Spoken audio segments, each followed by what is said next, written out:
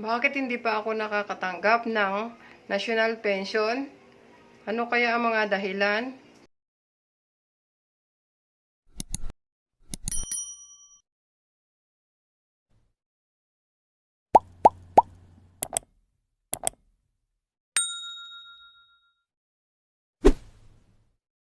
Magandang araw po mga kabarangay. So nandito po tayo ngayon upang tuunan natin ng pansin ang tanong o ang katanungan ni isa nating senior citizen na hanggang ngayon po ay sa edad na 68, hindi pa po siya nakakatanggap ng national pension.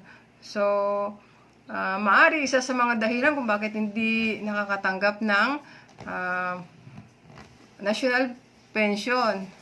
Una, kapag ang isang senior citizen ay tumatanggap ng monthly pension from the SSS, so hindi po talaga kayo makaabil ng national pension.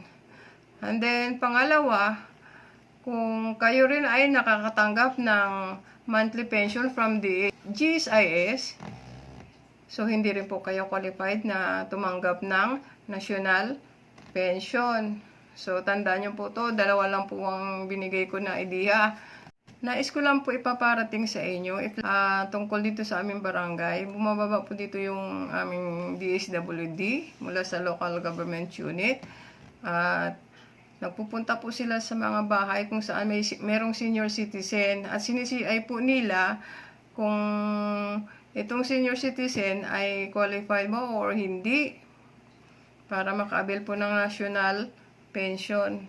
So, sa ating viewer na nanonood at nagtatanong na sa edad niyang 68 ay hindi pa siya nakaka-avail ng national pension. Maari ito isa sa mga dahilan kung bakit hindi po kayo nakaka-avail ng national pension para sa mga senior citizen.